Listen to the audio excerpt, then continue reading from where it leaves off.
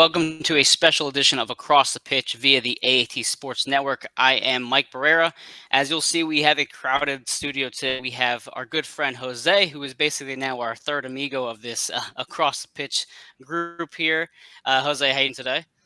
I'm doing very well, Mike. So happy to be here. So happy to be the third wheel, the third chair of the show. Super excited and glad to just really take this on as someone who is just a fan and barge my way into it. Exactly. Yeah, man, you've been a great addition to the show. It's been fun getting to know you too as well over the past, year and a half. And then, of course, as always, we have our original co-host, Dave Miller at Dave G. Miller on Twitter. Dave, how you doing today? It's nice to see you in the morning for you or the afternoon over there compared to the late hours of the day. Yeah, I mean, of course, I'm just putting the final preparations towards my trip to America this week, for this weekend for the Eagles-Cowboys game. So nice and early, getting all checked in, ready for this obviously exciting interview today, which we're going to bring you. Yes, so as Dave alludes to, we are interviewing Thomas Gronnemark.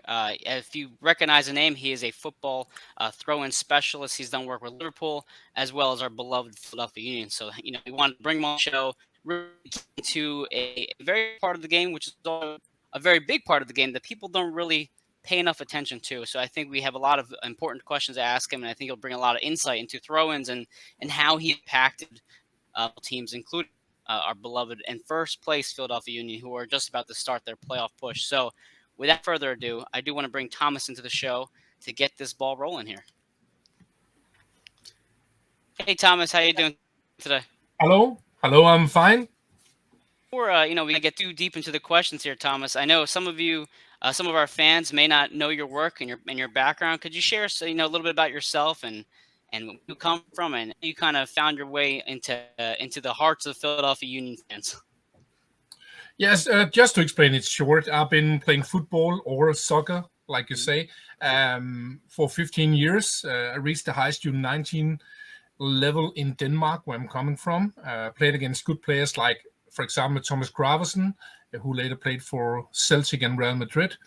But I wasn't good enough to be a professional football player, so I went to athletics in the mid-90s, and I had 6 years on the Danish national athletics team, running as a sprinter, 100, 200, 400 meters in relays. And then in 2002, I changed sport again because I missed the team part from football, so I changed to the Danish national bobsleigh team, and I was on the bobsleigh team for 4 years, traveling all around Europe, Canada, the States. I have been driving in Lake Placid and Calgary and places like that, also in North America. And it was actually in the middle of that bobsleigh period in 2004 where I thought, hey, if I can make a good throw-in myself, because that was my specialty or super skill as a football player, can't I teach other players to do it? But there were no books about throw-in coaching and nothing serious on the internet, so I made my own course. And yeah, after 6 months, I had a course, and I could have been starting with a youth or amateur team, but I had the courage to ask a local Superliga team in Denmark called Viborg, and the Superliga is the best league. They said yes, and they improved their throw-ins a lot and scored a lot of goals there. And the first couple of years, it was only the long throw-in, but then suddenly I realized that most teams are really bad at keeping possession on throw-ins, and so I started developing my long, fast, and clever throw-in philosophy, and maybe we'll come into that later. And I coached, a lot of Danish Superliga teams for many years, and then my international breakthrough came in 2018, where Jürgen Klopp called me directly from Liverpool FC, called me directly on the phone to ask me for help with the throw-ins. And then, this season, 2022, I got a call from Philadelphia Union because they want to improve not only their throw-ins but also the general game. So told really shortly, that's my background here. Yeah, it's great. We've as Union fans, we always want to see this team grow and expand, and the art of the throw-in, which is the title of the show as well, is something that I don't think a lot of people really too much thought into it originally when they're watching football. They think the goal score, the slide tackles, kind of stuff. But when you look at it, I know you mentioned in past videos how many minutes really revolve around the throw, and it is actually a bigger part of this game that we should study and we should improve on. And I know, Jose, that's kind of one of your first questions here regarding the throw-ins and how they're perceived. So I'll send it off to you for the next question. Of course. No, Thomas, thank you so much for joining us and working through time differentials here to make it happen. I'm intrigued, as someone who's watched soccer for a long time and football. I grew up in South America, so to me it was football. I'm intrigued to hear more from you. Throw-ins are often maligned and associated by skeptics into a tactic that often slows down the game or potentially as a tactic to kill off the game. I'd love to hear from you, maybe in a 20-second, 30-second pitch, as we say here in America, why throw-ins can make the difference for teams who are looking for a tactical edge. Yeah, thanks a lot. Yeah, first of all, I'll say there are normally 40 to 60 throw-ins in a match. You use 15 to 20 minutes on throw-in related situations in a football match. So it's a gigantic thing in football, not only a marginal gain. But what's really important for me is to that, first of all, educate your players so they can throw better, throw more precise, make them do throw-ins fast, both attacking-wise and defending-wise, so we can have a faster game, caught the opponents out of balance. And then one of the most important things is team space creation with the clever throw-ins. How can we create space so we either keep possession, create chances, or score a goal after throw-in situation? So I think throw-ins, they are really, really important. Yeah, absolutely. And in terms of, teaching these players the techniques and the background behind it, what do you think might be the hardest thing for a player to learn if they are maybe just a raw talent who really don't have a good grasp of a throw-in? I think that the hardest thing and at the same time, the easiest thing is to learn them team space creation. And what do I mean with that? There's a tendency in most football teams that you don't see the players, infield players, moving a lot. And it means that a lot of teams are just hurling the ball down the line in a big bunch of players, and then it's duels. And some coaches are saying, yeah, it's better to lose it 30 yards down there than lose it here. And yeah, that's totally right, but why not try to keep it instead?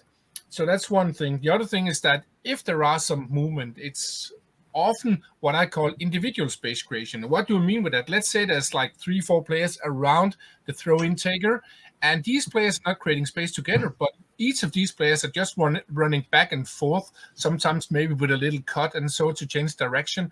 And yes, you can, if you're lucky enough to create space that way, you'll perhaps maximum get 1 or 2 yards of space created. So what I think it's on one hand, of course, hard to learn for the players. It is to create space as a team. So you have to get used to do a lot of decoy runs. You have to do special movements and create different spaces depending on where you are on the pitch. So I'm also working with 3 different zones and so.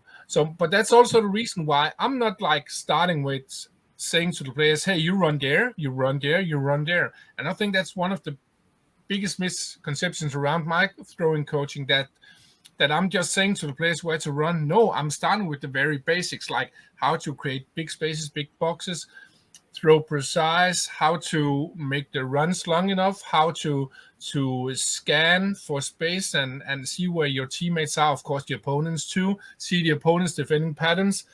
That's like the first level. The second level is like using specific tools around the pitch, but also do small-sided games so you learn the basic things too.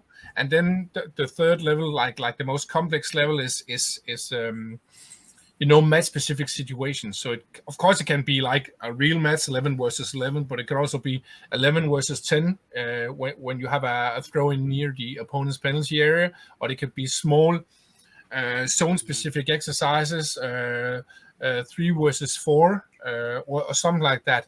And I hear some coaches are saying, oh, if we just do the same, like, let's just take Liverpool. If we do the same like Liverpool, if you run there, then you'll have the same success. And I think that's a big mistake.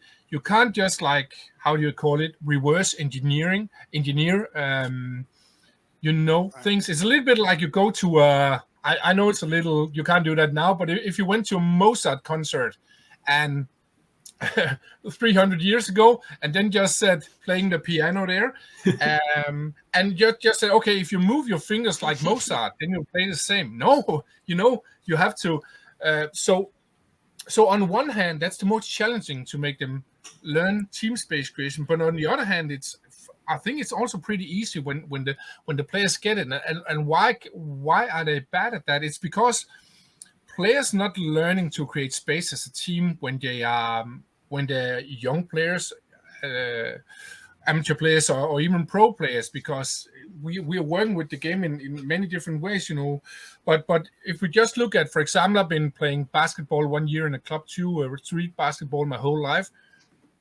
You learn to create space as a team, together with your teammates, because it's a small pitch or court at the basketball, and there are like 5 versus 5. So if you don't create space together, you're not getting that shot, you're not getting that space to dribble into.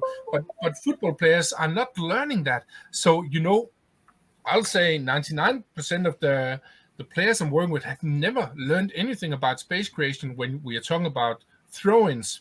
So I know it was a long answer, but team space creation is, I think, the most challenging. But that's the reason why I'm there. Yeah.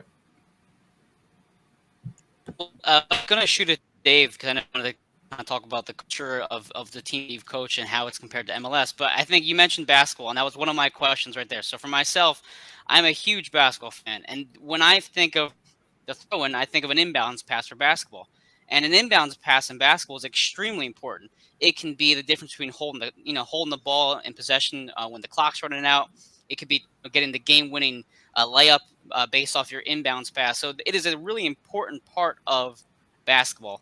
And as a basketball player myself growing up, it's not something that the coach would just kind of, just throw it in anywhere. No, you design a play, you try to create space. So, since you mentioned that, have you studied a lot of basketball, or have you used any specific tactics from the NBA or college basketball that kind of maybe helped you develop certain techniques on your side of things? Yeah, first of all, I've studied a lot. I'm still seeing a lot of basketball, but I also think it's important that I've been playing it myself, because to get that understanding with the right drills and so, because I think if you're only, as a coach, are looking like on the screen and then try to learn players some things, you don't get the feeling yourself. So I think it's one thing is to learn football players basketball things, but I think it's actually really good if you can let the players play some basketball and then show, hey, what is important here. Of course, if you played it yourself, it's even better.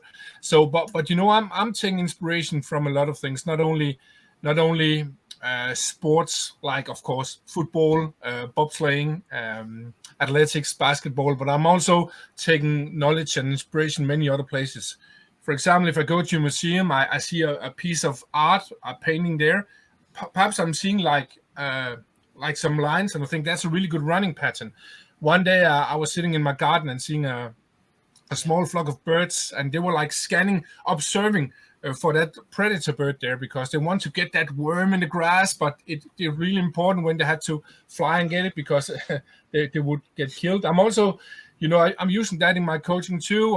For example, I've also been taking inspiration from the Roman army, because we go thousand years back, and I know that wars, that's not a good thing. Of course, it's not.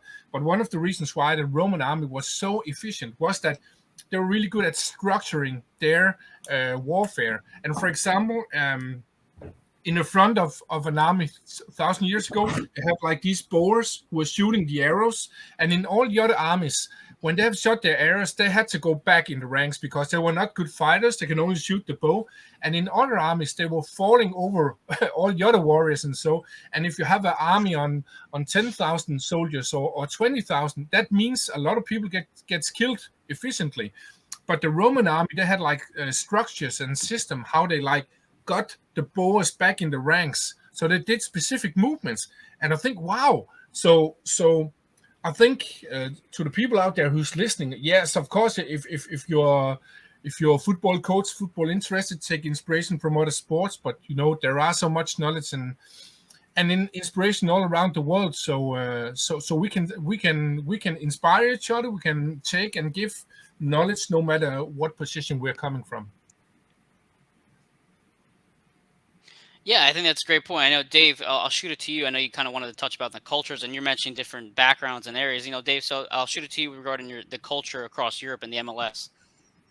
Sure. I mean, of course, you've worked with many top teams, not just obviously with Liverpool, the Union, and other teams in the MLS, but you've worked with Ajax, I believe Genk as well, and some other very high-profile teams across Europe. How does the culture vary between each team and in each country, as well as the sort of their aspects and their beliefs of how the game should revolve around throw-ins? Because I know, obviously, some teams do. Especially in sort of the lower leagues of England over here, we do a lot of teams focus a lot on the long throws into the box or at the pitch, as you mentioned as well. Throwing the ball, the more simple things, throwing the ball down the line and just trying to work your way out the pitch.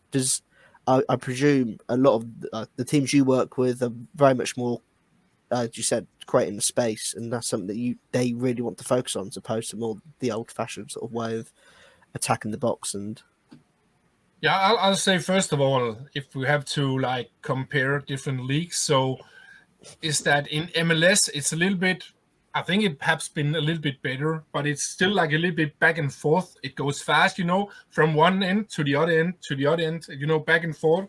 Of course, there are some really technical teams in between, and so but that's a really action-packed league. But again, in each league there will be physical teams, fast teams. There will be some possession-based. So, and my coaching is really also fitted into the club's playing style. So sometimes I come, let's say when I was in Ajax, you probably know, that's a really technical club. We didn't use the long throw-in at all, not as a set-piece weapon, but more through, when I did that was to increase the players' throwing area so we can throw to more teammates. But here they're not so physical, but a lot of the players from Ajax are either really technical good or have a really high playing intelligence, spatial awareness, or both. So then, of course, you can do other things than you can do with more physical teams. But on the other hand, you can also say I sometimes come to some teams where there are players who are really fast. They have a lot of fast players, strong players. So, and in these teams, we can use even more that fast throw-in, because you can't be offside on a throw-in, not every time, but once in a while. So I'll say that my coaching is really depending and fitted into the playing style of the clubs, and but it's really, really different and different. It's also important for me to say that I'm working with everything around the throw-in. So it's also when the opponents have a throw-in, and so there are a lot of different strategies there. For example, in Liverpool, we are pressuring on I think every throw-in all around the pitch in almost all situations. And I'm sometimes coaching teams where the head coach is saying, no, we won't go up and pressure. We'll just stay down, stay low, and then when they throw to the central defender will go up and pressure with the structure we have there. So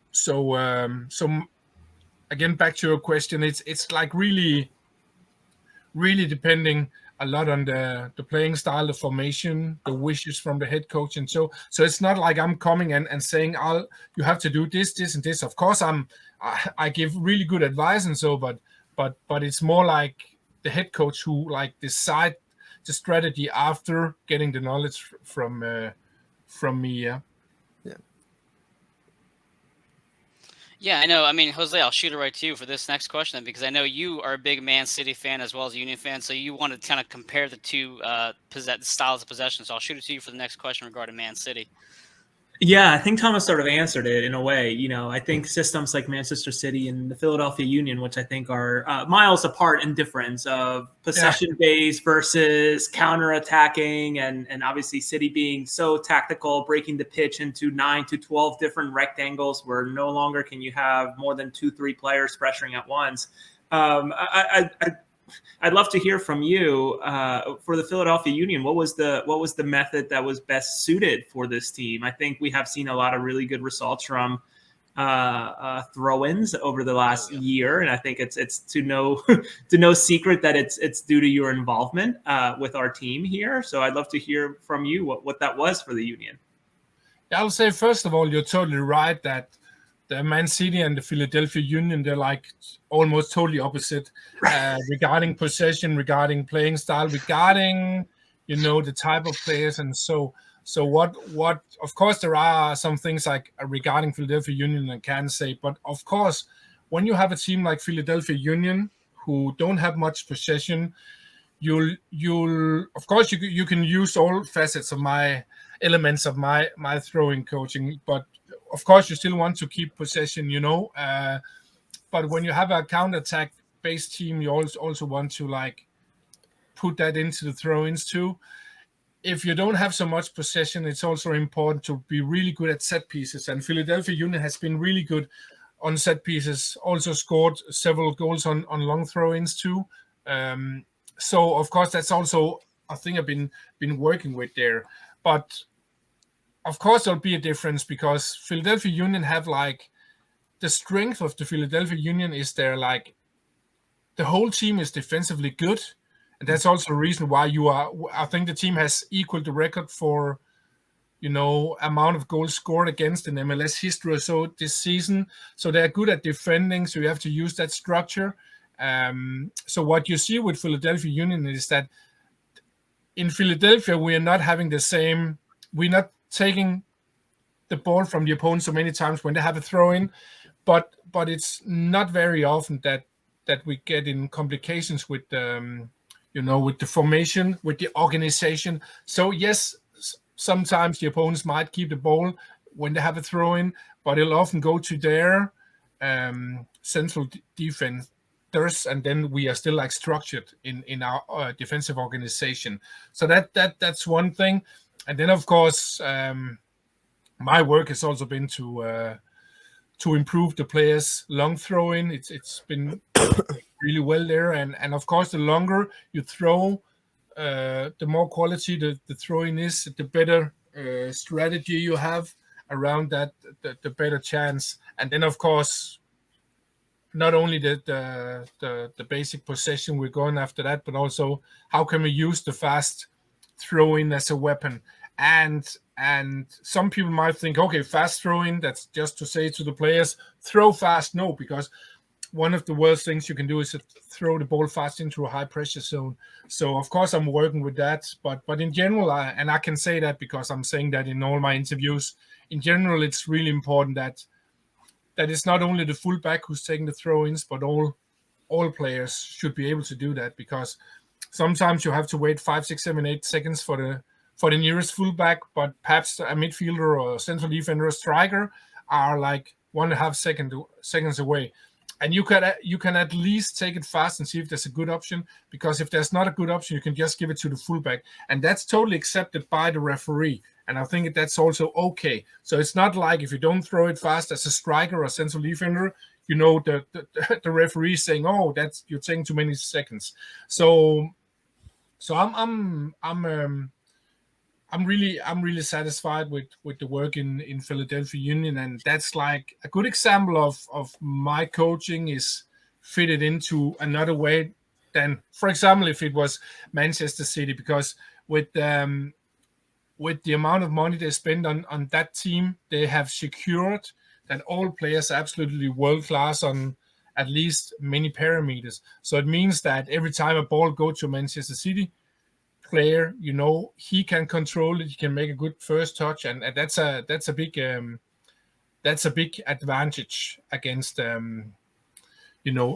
generally according to the throw-ins. On the other hand, you can also say that if you have physical players, you can use that to protect big boxes. You can use big physical players to the long throw-ins, and so it's not like there's a team like who has the perfect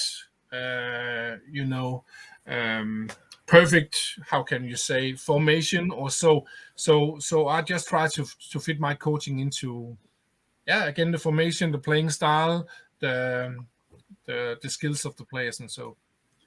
Thomas, I guess we are to thank you for helping us keep 34% and maybe 40% possession and be very, very happy about it, which is often what happens with our beloved Philadelphia Union, where I think I leave the stadium smiling when we have 45% because we are such a defensive team, and we're okay with it, because when we do have these explosive games where we are scoring 5-0, 6-0, 5-2, etc., we're still in the lower end of possession.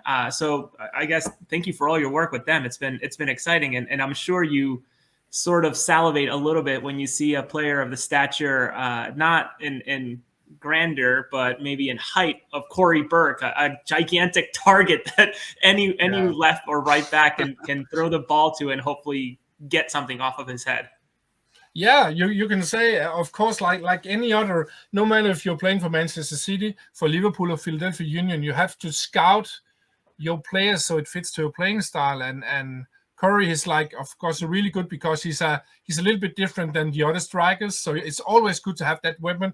And then you can say our other attacking players, especially the strikers, they're like really fast. I think that's also one of the reasons why the team bought Michael Euro from Denmark. So if you want to play attacking, counter-attack style, you have to have fast players.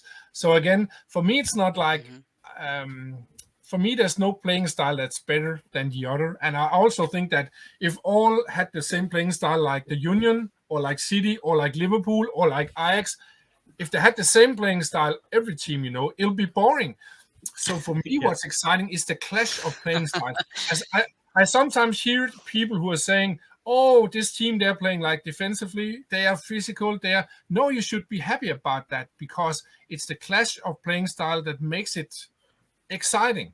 It also gives the possibility or the opportunity that we get like a surprising element too, because if every team had the same playing style, it was only about the money, who had the most money, who could put most in the team if they had the same playing style. So, but I think what Philadelphia Union has done, and of course there are, I don't know the exact numbers, but I've read a lot on the internet, but Philadelphia Union looks like have way less money to spend compared to most of the competitors in the MLS, at least compared to the top teams.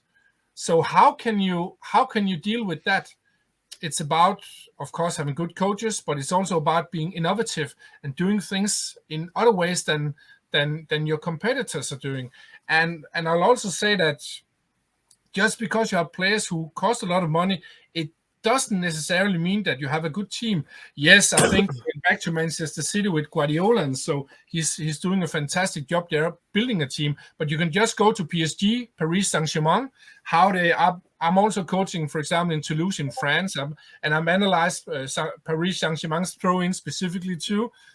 And they have a big challenge in their defending of the throw-ins because they're like front three players. They're not really marking, So every time there's like a big hole or big loophole in their defense of the throw-ins.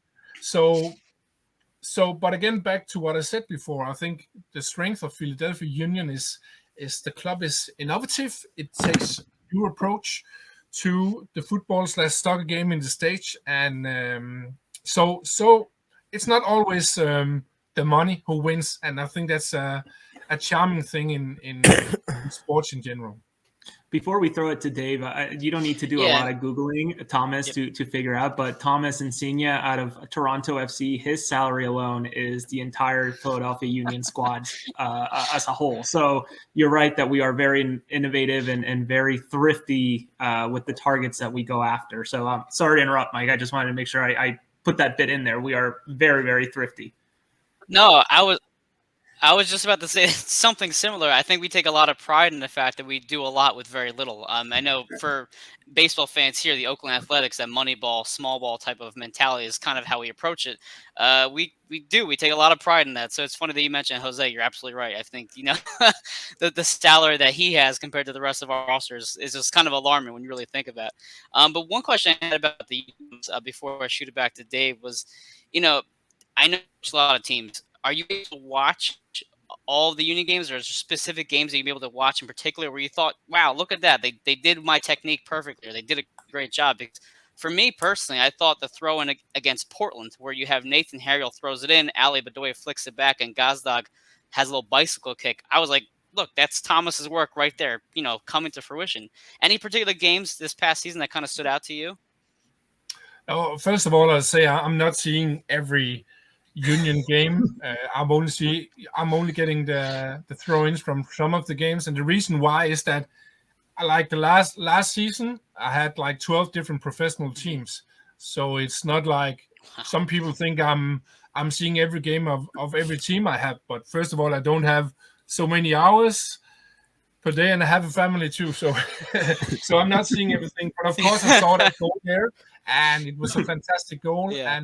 But so on one hand, I'll say that's a really good example. But on the other hand, I'll also say that a lot of my coaching is like not seen by people, because people are traditionally tending to look at the very obvious thing. And of course, if you make a long throw in, a flick on, and then a bicycle kick or what it was, then you'll say, wow, that's a throwing goal. Yeah. But most of my work gets unnoticed because people, that's both coaches, experts, commentators, fans, and so, they don't have the knowledge to see what they're doing, So, and that's also one of the reasons why I don't know when I'll do it, but I'm also in the future publishing a book about throw-ins. I'm doing an online course, and the interest is gigantic. I've been given some free drills on my homepage, and I can see it's going down in the bottom here, thomasgronnemark.com, and there are already like 7,200 coaches from 160 countries who've been picking up those like my 4 basic throwing drills. And so for me, that shows that the hunger for knowledge around throw-ins, that's just gigantic. Because still if you look at the internet now, let's say YouTube or so, the amount, but also the quality of the content and training drills, that's very low. So I'm just hoping that when I'm publishing that online course and so on, books and so, that I can give more knowledge. So not only the coaches are being better, the players are being better, but also the fans are having more knowledge, and then they can see like, wow, then they did then they did some space grazing there, then they did like set a pick there, then they did a return pass with good distance and make the mini switch the play, things like that. And when you see these things done on purpose, it's like I think it's a little bit like magic, and but right now most fans and spectators not seeing what's happening. They only see like the throw in if it leads to a goal, like near the penalty area. So, but again, back to what you said, it was a fantastic goal there. And what you also have to remember that again, long throw-ins is just like a small thing of my long, fast, and clever throwing philosophy. But what we also have to remember that a lot of long throw-ins are often leading to, for example, corner kicks. So you have a long throw-in, it gets defended by the opponents, but then you get a corner kick and then you score, or free kick, or keep the possession and keep the pressure. So I'm not saying all teams should do long throw-ins as a set-piece weapon, because many of my teams don't, but the ones who do, that can be really efficient. Yeah, Dave, I'll shoot. You kind of wanted to touch upon the techniques that he uses, and you mentioned the classes. So, Dave, I'll shoot it your way. I think you sort of mentioned earlier as well, it's not, the work you do isn't just about the teams that are, actually taking the throw-ins and trying to keep possession or trying to take advantage of the positions that they're in. You also do a lot of work on the defending of the throw-ins, working on how to, I imagine you do a lot of work on how to be first or second ball, or how to react to the second ball. Are there any sort of drills that you like that like specialize in that, or how much work really goes into that sort of side of the game? Yeah, I think I have a lot of drills for every situation. And first of all, of course, there are some basic things I'm learning the teams in my first visits. Again, I think I mentioned a little bit before, but like to make that team space creation, how to make the right length of run, how to observe and scan regarding what players can create that space together. So it's about relations, also regarding the precisions, but also regarding defending throw-ins. And you can say, like you want to create a big space for an attacking throw-in, you'll like to create smallest space possible for the defending throw-in, or as high pressure as possible. And of course, once in a while there are specific defending drills, but often I'm actually coaching both in the same exercises. So that for me, that's really, really important. You can say regarding second balls and so after duel, for me, that's just as much about being motivated, like switched on, and so, because it's a little bit like a pinball machine. A second ball, if it's a duel, you never know where it'll go. So it's about being switched on and ready to do that pressure. But for me, it's like even more to like watch the opponent. So if you have a throw in yourself, it's about, first of all, seeing the opponent's defending pattern. Where can we highest likely have the chance of keeping the ball or creating a chance or score a goal after that throw in? And what I see often is that, again, I see some teams just hurling the ball down the line where your 2 players are sandwiched by 3 players, so you're -1 there, and you'll for sure lose the duel. Again, we don't know where the ball will end, but there's a big chance that you'll lose that possession all in all. Instead, you want to see after, what is a good area for us? And the same again with the defending. You have to be a little bit aware of what is the general strategy, but also where are the opponent's players standing, and then you can use your own strategy efficient there. So for me, that's an important thing. And then I'm also working with a thing, I call it low risk, high reward throw-ins. And it means that, let's say we have a throw-in around the midline, and then suddenly we make some kind of movement where we create space behind the defense. And for me, if we throw the ball down there, it's a low risk, high reward, because first of all, it might lead to a sometimes direct chance or a really good cross. It can also lead to a corner. But again, if we lose it there, yes, if it's a goal kick, we are in organization. And if it stays on the pitch, then we have a really good pressure situation. And that's for me like what I call a low risk, high reward. Then there are low risk, high reward throw-ins that are better. It's not just like put it behind the defense no matter what, because we want to raise or increase the chance that we get something good, from it. And you can say, to cook it down, my philosophy and coaching and work is about increasing the possibility to come in a good situation, no matter if it's attacking or defending. So, and that may sound a little bit complex when I'm saying it here and when you see it on the pitch, but again, I'm really like putting in 3 steps: the very simple things, basic things, the medium things put into small-sided games, and then the match specific. And then it's much easier for the players, for the coaches to understand, and they'll also deliver with higher quality. But it's also important for me to say that the season before I came to Liverpool FC, they had a possession on 45.4% on throw-ins under pressure where the players are marked. And Liverpool were only number 18 out of 20 in the Premier League, so they were third last on that thing. And it was even in a good season with a 4 place in the Premier League and Champions League final, they lost to Real Madrid. But in my first season in the club, 18-19, we improved to 68.4% and went from number 18 to number 1 in the Premier League on that statistics, throwing under pressure. We also went to number 2 in the whole Europe, just after one of my other teams at that time, FC Midtjylland. I'm not only saying this to say, hey, how much have I helped Liverpool improve, but I'm also saying that even if you're perhaps the best team in the world on throw-ins, or at least one of the best, with 68%, you still lose possession in 32.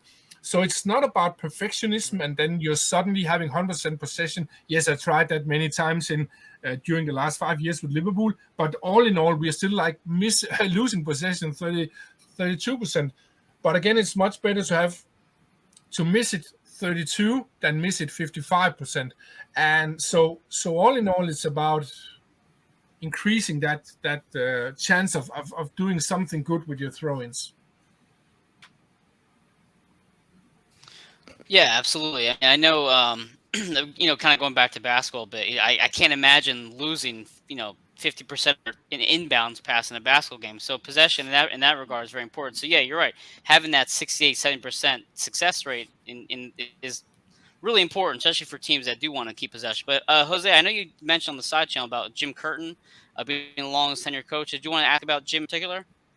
I'll ask that question maybe towards the end, but Thomas, my question for you now is: you have had the opportunity that I think is once in a lifetime to. It absolutely is once in a lifetime to be able to work with some of the world's biggest stars, people that I will only ever see through a TV screen, hopefully make my way to Europe at some point. But my question for you would be, in your time coaching these teams, which player has left the biggest impact on you, but also which player has walked away from your lessons with the most and has improved the most in their technique, as well as maybe their, I call it soccer IQ, their intelligence with the ball in their hands specifically. Who improved the most under your tutelage? I'll say again, and maybe that's a boring answer here, but I think all in all, the Liverpool team, I see it as a team thing, because again, of course, I can pick out some specific players like Bobby Firmino, who's really good at space creation. Also, yes, he is. Also doing that for other people, not only for himself. That's important, but also Hendo, Wijnaldum when he was there, Thiago now, things like that. Of course, they're fantastic. But I'll say the whole team, because one thing is that you make really good space creation, but it's the throw-in taker who has to take the decision. So you have to bring in the throw-in takers. And the first many years I was in Liverpool, 4 years, were primarily Robo and Trent. Now Costas have been playing a lot on the left one too. So it's also up to the fullbacks or throw-in takers in general. So I'll say Liverpool, because they went from like really bad, like Jurgen Klopp said himself, lost the ball almost every time. And they were bad, data showed that, to, if not the best in the world, so at least one of the best. And go like from being really bad to the best, that's like really good. Because one thing is going from number 3 to number 1, that's also impressive. But to go from really bad to the best, So I'll say the whole Liverpool team, the way I've been treated there, the way I've been welcomed, the way my knowledge and drills have been welcomed, my analysis, of course, also not only by the players, but also by the coaches. And you have to buy into this before it can work. So, and I'll say that all places I'm coming, the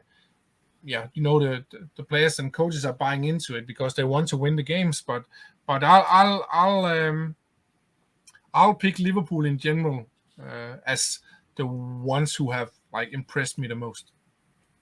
Follow up on that, which was my question to Mike in regards to Jim Curtin. Jim Curtin has been our leader for many years at this point, if not the longest tenured, very close to being the longest tenured coach in the MLS, which is rare. Often becomes a carousel, not quite as bad as the Premier League in that of team owners and directors on boards getting shaky after 2-3 games that they sack managers. But I'd love to hear what your takeaway was from meeting Jim and working with Jim. Obviously, he and Ernst Tanner brought you in to get stuff done and reached out to you. But I'd love to hear what your experience was working with Jim as someone who has really, I think, withstood some really hard times in our club's history as we were mediocre to now being 2-3 years in a row as potentially the best team in the MLS. Yeah, I'll say that. And before I answer here, I'll say that I'm not only answering as a throwing coach. I'm also like kind of a specialist on work joy motivation. I've been doing over 500 talks for companies, primarily here in Denmark, but also been publishing a bestseller about work joy called Lazy Energy with the 7 Lazy Principles here in Denmark. So it's also regard to that I'm talking about Jim now. But I'll say, first of all, I think the most important thing, no matter if it's a football coach or where you are in life, is that you have to be kind. You have to be a really good relation creator. And science has showed that it's actually not your skills, it's actually not your ambitions in a team that's most important. it's the stronger relations you have in a team, the better performance you'll do too. And so again, back to Jim, I think he's a fantastic person. When you talk with Jim, he's looking you in the eyes. He's interested in you. He's like taking time, and that may sound like really basic things. Is that important for high performance? No. If you ask me, that's the most important. It has to come first. So if you're feeling well when you're training, when you're in the club, if people are not trying to perform because of fear, then if people are trying to perform because of relations, they're not afraid of making mistakes. They are like willing to share knowledge. They're willing to help each other. So I think again, I'm not an expert in in Jim Curtin and Philadelphia Union. I can only say what I've been feeling myself meeting him this season here, and so I think he's a fantastic coach. He's a fantastic human being too, and I think he's a really good fit for. Yeah, he'll probably also be a really good fit for many other clubs too. I'm 100% sure. But especially if you are like, I won't call Philadelphia a small club, but it's at least for your economic side, not the biggest club. I think it's really important to have a coach who's like dealing with all the other things so well, because you can't do anything as a coach about the economy. And so, but I only have positive things to say about Jim Curtin, and I'm 100% sure, no matter if it's in Philadelphia or what the future will bring him, that he'll have success in the future too. I think you're validating a lot of the feelings within the Philadelphia Union community, since it honestly feels like we're on borrowed time with Jim, and due to his success and what he has done for the club. So it's validating to hear from someone like you who has worked with some of the very best, like Klopp, for example, right? What two sides of a coin there with Jim Curtin and Klopp. So thank you so much, Thomas. I'll shoot it over to Mike.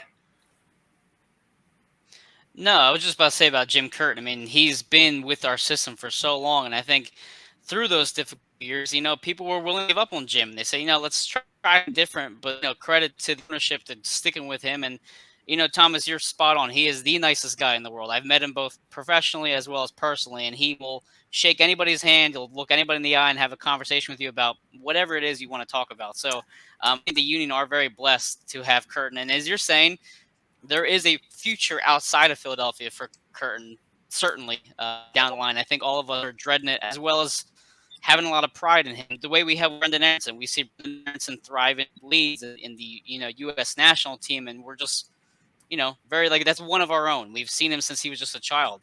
Curtin players, some of these players since they were children. So I think it goes back to your point with the relations.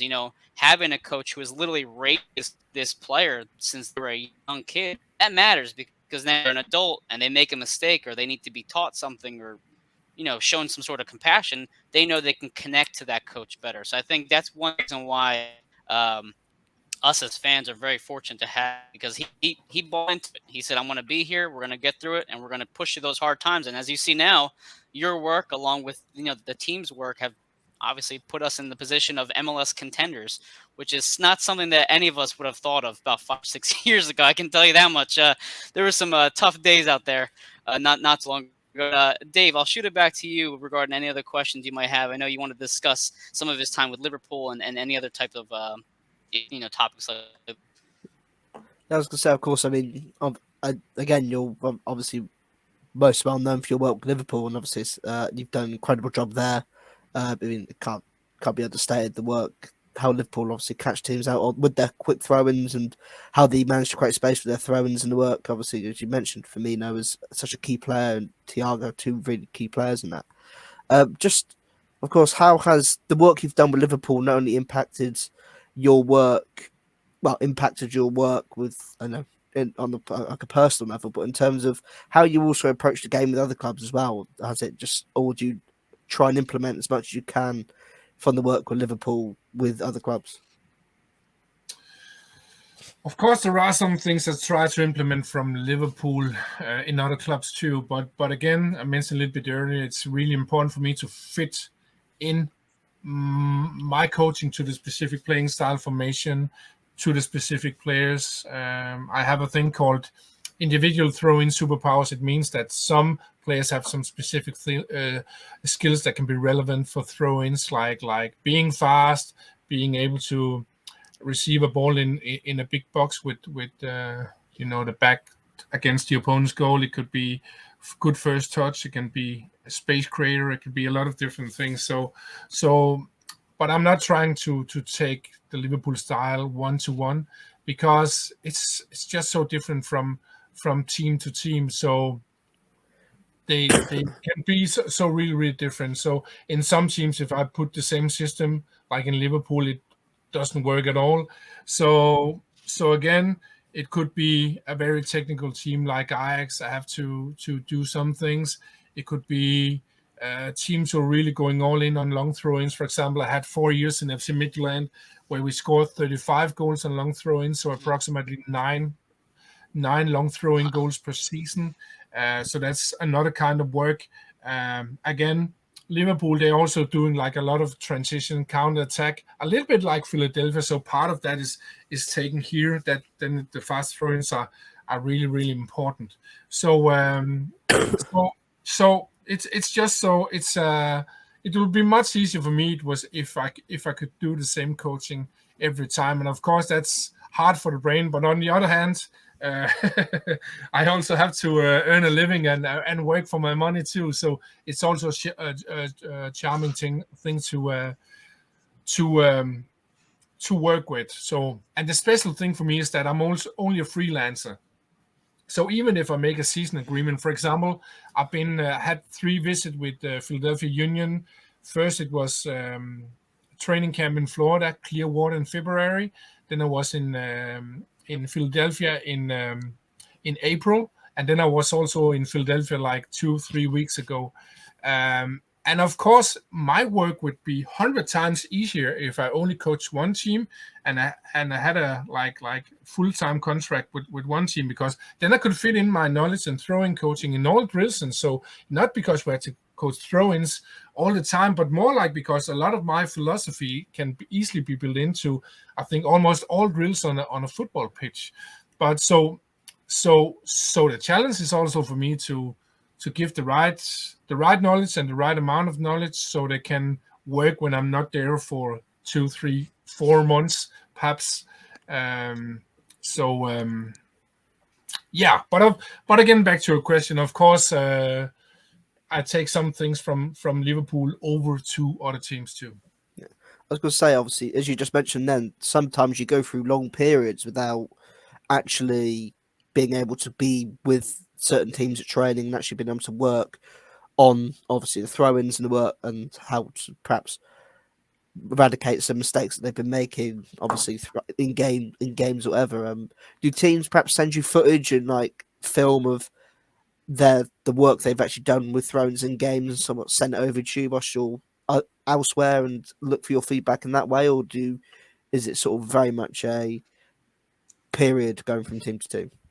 It's always depending on the contract, because like everything else, the clubs have to pay for it, and it may sound a little bit like oh yeah, so get paid for everything. No, it's just because I can't analyze all games for all teams I'm coaching because there are so many.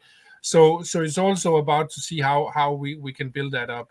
So, but for example, in Liverpool, I've been analyzing all games the last 5 seasons, so that's like, I don't know, 250, 60, 70 games or so.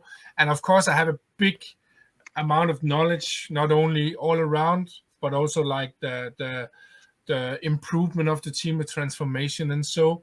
But I'll say most teams, even if I do a seasonal contract, I'll normally do like a couple of game analysis before each visit. Sometimes I might, if we agree on it, do a couple of game analysis in between. So, but it's really depending on the contract. But of course, if I should do the very best, I should analyze all videos of a team. But it's not, at least at the moment, possible with it normally takes like 3-4 hours for me to do a throw-in analysis, because it's like, again, these 40, 60 throw-in situation. So again, it depends on the contract I made with the team. Okay. Absolutely. I mean, listen, Thomas, I know Jose and I were talking before the show. We could talk to you for about 2-3 hours easily. But of course, we all have to get back busy and closer to the evening and day. Foremost, thank you so much for joining us. I've been watching your videos and everything. You seem like a great guy, from the videos, and now I get to meet you, and you are a great guy. I really appreciate you taking the time to hang out with a bunch of local Union fans and soccer fans, just talk about throw-ins, because we really want to know more about it. We see it working on the field, so we want to learn about it and hopefully share it to our followers and local fans. Say, hey, this is why they went out and got Thomas, because of the knowledge he can bring, and obviously as we were hearing here today, you have a ton of knowledge, and it's really cool to just pick your brain for about an hour or so. Before we sign off, I know you mentioned your book. Is there any specific date that might be coming out, or any sort of future events or things that you plan people can look out for? No, I don't really know when it'll be published. It's both about having the time to write and to do that online content too, but it's also a little bit strategy, because it's no secret that I'm really well paid by being a freelancer in the football world. And I'm also a little bit sometimes, how can you say, what will happen when I publish? And so I think it'll be everything between 6 months and 3 years. So I don't know really. Maybe next summer. So, but I'll just recommend that people try to follow me on social media. I'm on every social media, Twitter, Instagram, LinkedIn, Facebook, and so go to my homepage, get the drills, and you can use them already from U10 to up to pros. And then I'll also say, if there's someone out there sitting in the States or the Philadelphia area, think, oh, we're a university or we're a club, you can only coach pros. No, I also sometimes come to smaller clubs. For example, in April this year, I was with Stjarnan. That's a club in Iceland, and they're not even professional. Yes, I know it's not how can you say, for free or cheap to get me there, but for sure a university too, or some soccer clubs or football clubs going together, that's for sure possible. So I'm not a guy who's saying I'm only coaching the world best teams. No, I love to meet different people. That's also the reason why I'm talking with you today, because I don't care who people are, if they're passionate, if they're interested. I just want to. So also when I was in Philadelphia, I talked with a lot of people there too. So people can just write to me, and maybe we get an agreement for a visit. Maybe we don't. But the first thing you can do is write to me. So yeah, that's it. I mean, yeah, it was basically that simple for us. I know Jose reached out to you via Twitter, and next thing you know, we have an interview lined up. So I was like, wow, this guy just, he's very, welcoming with his time and with his fans. So we really appreciate it. I know that attitude and that personality is going to make you a fan favorite for sure out in Philadelphia, because we just love people who want to react, or rather interact with the fans. And again, I can't thank you. But we're closing on the hour mark now, so I want to close up the show.